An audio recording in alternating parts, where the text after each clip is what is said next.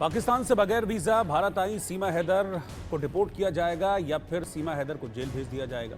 ये सवाल बहुत अहम है।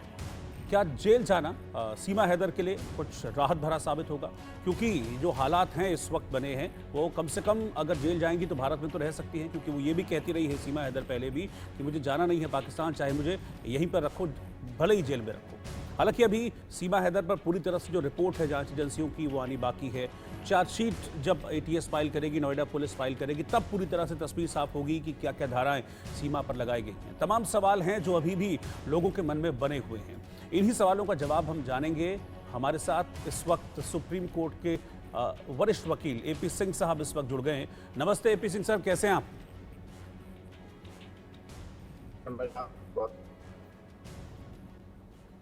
आपको आवाज मिल रही है मेरी एपी सिंह जी?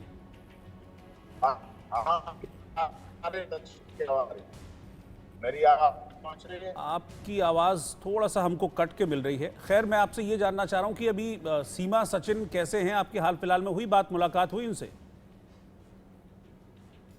मैं कल जा भी रहा हूं, कल रबूपुरा जा रहा हूं मैं जी। कल और मिलूंगा। बहुत सी चीजें हुई हैं तो उन सबको चीजों को करना है और प्रोसीडिंग करनी है और कार्रवाई करनी है, जो भी करनी है, तो उसके लिए मैं कल जा रहा हूँ रबूपुरा। क्योंकि मैं इसे बुला नहीं रहा, वो तो आने की भी इच्छुक थी, लेकिन मैं नहीं चाह रहा। 15 अगस्त है, हमारी कौम आज़ादी का दिवस है। 15 अगस्त स्वतंत्रता दिवस मनाया जाता है और हम नहीं चाहते वो रबूपुरा से दिल्ली पार करते हुए दिल्ली में आए, हमारे ऑफिस पे आए। तो इसीलिए मैंने कहा मैं खुद ही आ जाऊंगा, और जिससे कि हमारे यहाँ आज़ादी का कोई चीज किसी तरह की भ्रांति न पैदा हो और संपन्न हो स्वतंत्रता दिवस। इसीलिए मैं खुद जाऊंगा और जो भी प्रोसीडिंग है उसको पूरी करूंगा। और निश्चित तौर पर वो अब देखेगी, भारत में स्वतंत्रता दिवस मनते हुए देखेगी। अभी तक उसने 14 अगस्त का पाकिस्तान का स्वतंत्रता दिवस देखा, अब वो हर घर तिरंगा देखेगी, हर घर में तिरंगा लहराते हुए देखेगी। जिस तिरंगा को उसने अपने सीने पर लगा रखा है उसके साथ देखेगी, लोगों के भाव देखेगी। हमारे देश के महामहिम राष्ट्रपति जी का 14 अगस्त को राष्ट्र के नाम उद्बोधन देखेगी। 15 अगस्त को लाल किले की प्राचीर से हमारे देश के माननीय प्रधानमंत्री को सुनेगी, और जिसमें पिछली बार का भी उन्हें याद है कि महिलाओं की रक्षा सुरक्षा के लिए उनकी पार्टी, उनकी सरकार कटिबद्ध है। और फिर सुनेगी डबल इंजन की सरकार, जो कि उधर उत्तर प्रदेश के माननीय यशस्वी मुख्यमंत्री महाराज जी को भी सुनेगी, तो देश के माननीय प्रधानमंत्री को भी सुनेगी। ये 2-3 दिन सीमा और उसके बच्चों और सचिन के लिए बहुत महत्वपूर्ण है, क्योंकि भारत में स्वतंत्रता दिवस मनाएगी। अभी तक उसने पाकिस्तान का स्वतंत्रता दिवस देखा जिसमें सीधे भारत के लिए आग उगली जा रही थी, लेकिन भारत दुनिया के लिए संदेश देता है, शांति का संदेश देता है, शांति, प्रेम, सौहार्द का संदेश देता है। भारत वो भारत ही दे सकता है, क्योंकि भारत वसुधैव कुटुंबकम की बात करता है। एपी सिंह साहब, क्या यही दलीलें आप रखेंगे सीमा को रिप्रेजेंट करते हुए? बिल्कुल रखूंगा। ये हमारी दलीलें नहीं है, ये हमारी आत्मा है। सिर्फ भाषा नहीं है, ये बोलते नहीं है, हम जीते हैं इसके साथ। हम सर्वे भवन्तु सुखिनः सन्तु निरामय फैमिली वन फ्यूचर के साथ G20 की पूरी दुनिया के मेजबान हम बने हैं भारत में, और स्वीकार कर रहे हैं लोग इस बात को। हमने सबका साथ, सबका विकास, सबका साथ और सबका विकास और सबका सहयोग और सबके साथ न्याय को जिया। बिल्कुल, मैं आपकी इन बातों से सहमत हूं, लेकिन सिंह साहब, ये ठीक है, एक तरफ ह्यूमैनिटेरियन एंगल है, वो ठीक है, जो बात आप कह रहे हैं वो भी ठीक है, लेकिन अगर मैं कानून की दृष्टि से बात करूं, क्योंकि 2 देशों का ये मसला है, तो ऐसे में क्या स्ट्रॉन्ग पॉइंट्स हैं सीमा के फेवर में? क्योंकि आपने केस लिया है तो कुछ देखकर ये केस लिया होगा। क्या स्ट्रॉन्ग पॉइंट लीगली आपको लगते हैं कि सीमा के फेवर में जा रहे हैं, और आपने सीमा का केस लिया है? हमने वो सारे आंकड़े पेश किए हैं जो इस देश में पाकिस्तान, बांग्लादेश, अफगानिस्तान से खासकर इस्लाम देश को मानने वालों को भारत में नागरिकता समय समय पर मिली है, भारत में आए हैं, रहे हैं। हमने तिब्बती दलाई लामा का उदाहरण दिया है कि मजनू का टीला में तो रहते ही हैं, और उनके साथ साथ पाकिस्तान के कितने लोग बाहर रहते हैं। और हिमाचल प्रदेश का प्रमुख जनपद धर्मशाला पूरी तरह से तिब्बती समाज के लिए, तिब्बत को मानने वाले तिब्बतियों के लिए धर्मशाला के रूप में बना हुआ है। हमने 1971 के बाद से आए हुए बांग्लादेश से इस्लाम को मानने वालों की बात की है। ये तो हिंदू धर्म ग्रहण कर चुकी है, ये तो सनातन धर्म ग्रहण कर चुकी है, ये तो भारत में सचिन की पत्नी के रूप में आई है, वो तो अपने बच्चों को लेके भी आई है।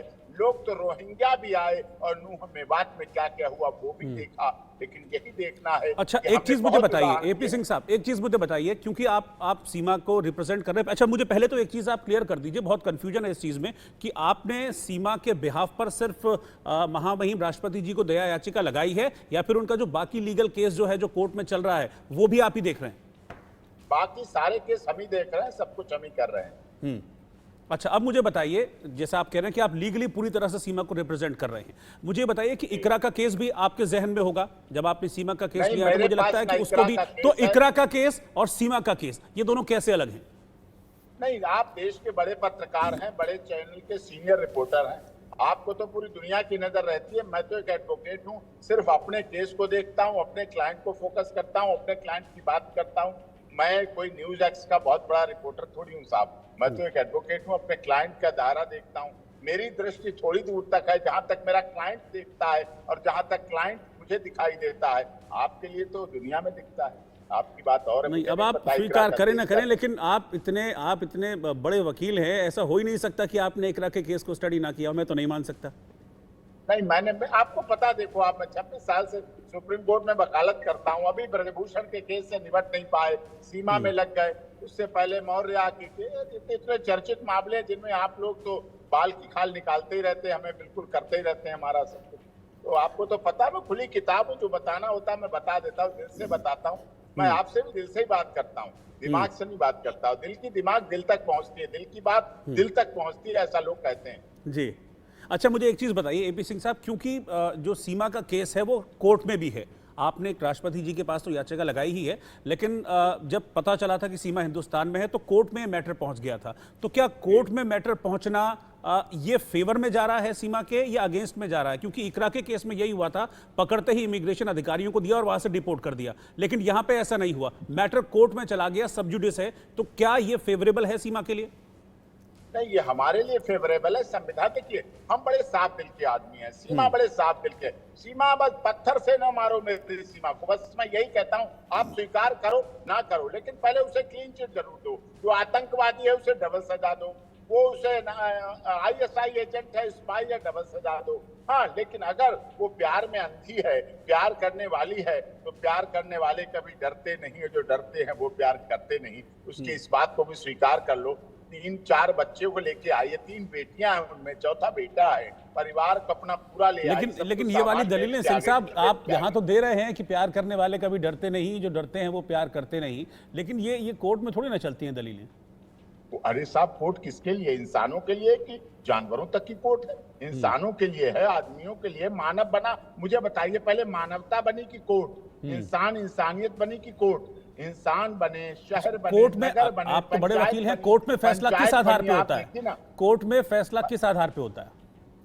दलीलों के आधार पे। दलीलों, सबूतों, परिस्थितियों के आधार पे ना? सब कुछ परिस्थितियां, देखो प्यार की भी परिस्थिति होती है। हमने अररिया आरती यादव, छोटू यादव का केस लड़ा, पूरी तरह प्यार पे आधारित था और कोर्ट ने माना उसको, और जो भी बयान थे उसके आधार पे सब कुछ हुआ।